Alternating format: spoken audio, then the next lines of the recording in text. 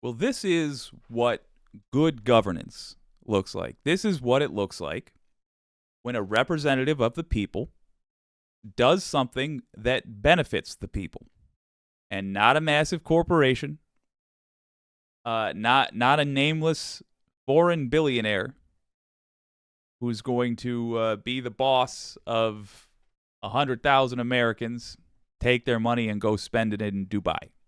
No, this is what it looks like when a elected representative does what they're supposed to do, and it's a beautiful thing. Ladies and gentlemen, I give you the great state of Minnesota.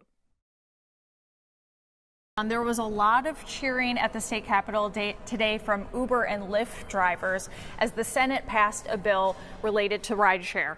Now, this was passed 35 to 32 and will now be headed to the governor's desk. But I also spoke to Uber and Lyft, and they say they plan on still trying to stop it. Can you guess? Can you just guess who the 32 were? Republicans. What we need now! What we need! The Minnesota Uber Lyft Drivers Association has been fighting for better working conditions. They're not getting their right. They're not getting paid what they deserve. The bill's passed and its title agreed to. Sunday, they cleared another hurdle, passing in the Senate. It was a long, hard year. Making this bill possible because of these drivers. They showed up every single day. Wait a minute. Sunday, this is good governance. Another hurdle, passing in the Senate. That's what it looks like. Look how happy these guys are. It was a long, hard year.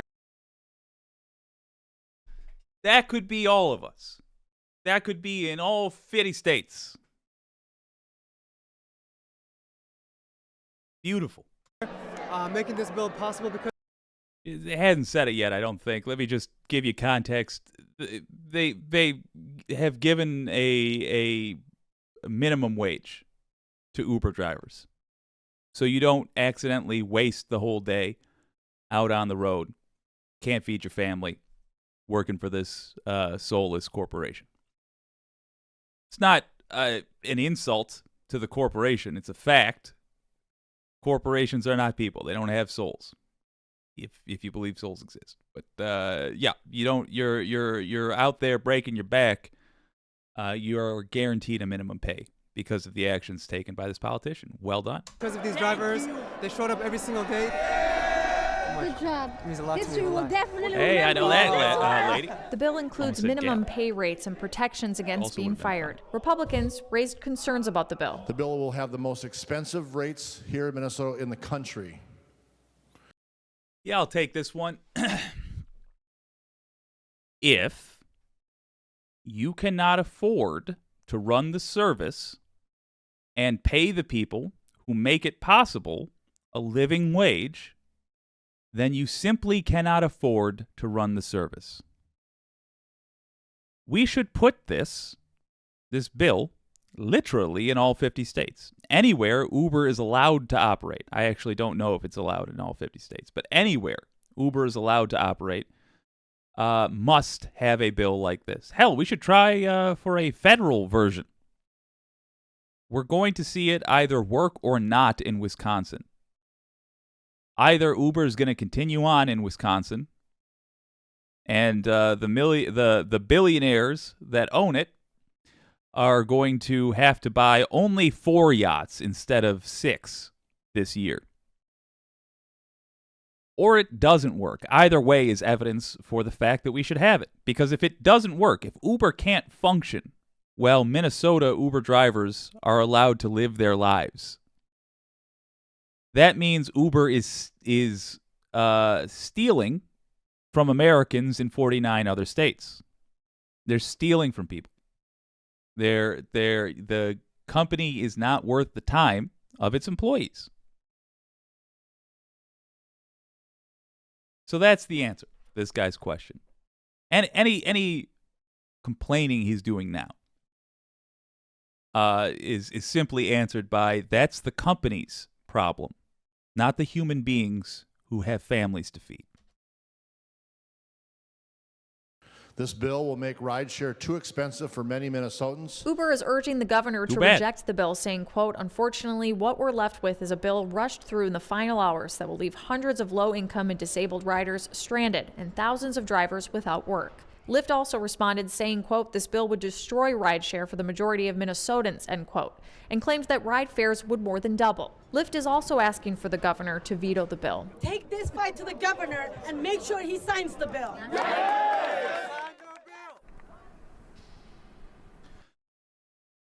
Now, Minnesota Governor Tim Walz, by the way, is the person whose contact information happens to be in the description of this very video.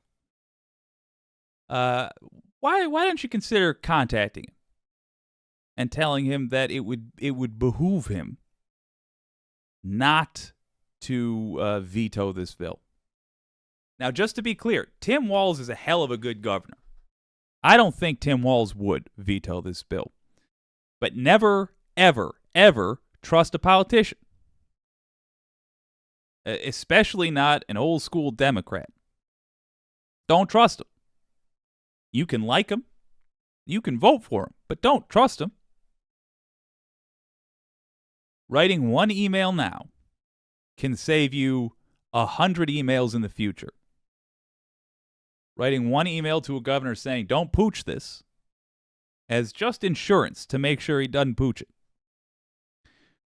can prevent you from having to write a dozen emails to representatives asking them to put it in place, can prevent you from having to write a bunch of emails to people in your state, if you're not in Minnesota, asking them to do something like Minnesota wanted to do, and so on and so forth.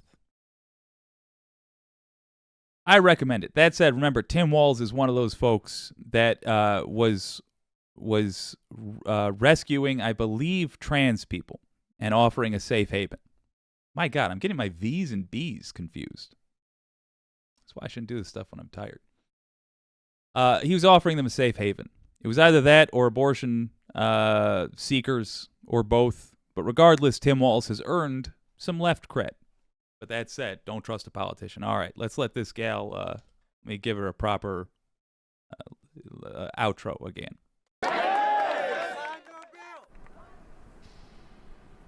Now, Governor Walz has not committed to signing this bill, although it's important to note that since becoming governor, he has not vetoed a bill. Meanwhile, supporters of another bill are waiting to find out its fate. The Keeping Nurses at the Bedside Act aims to improve nurse staffing levels and retention.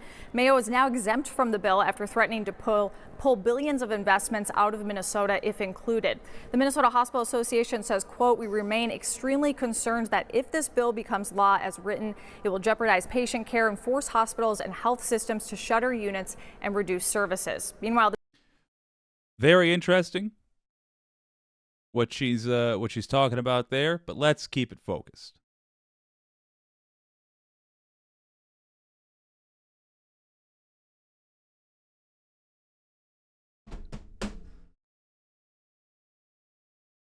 Makes me so happy. It makes me so happy. Minnesota and Michigan have had a very fortunate couple of years. There's just been a push and pull of politics. Minnesota and Michigan got in very similar, I guess, I don't know what I'd call it, wavelengths. Just the chain of events that led to Republicans losing enough for Democrats to be able to put on a show to show the people of the state what good governance looks like, and it's had a cumulative effect. All modern Democrats need, at the state level, all modern Democrats require is a chance and motivation from you.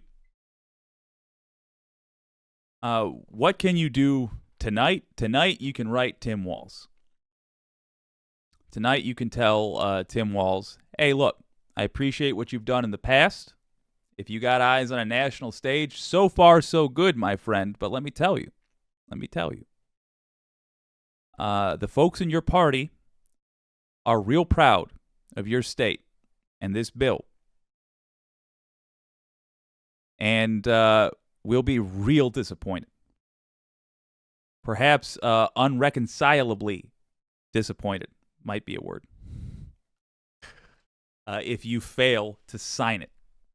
You got one job. Write your name on a piece of paper. Do it. You can like them, but don't trust them. Let's see what the Wicked community has to say.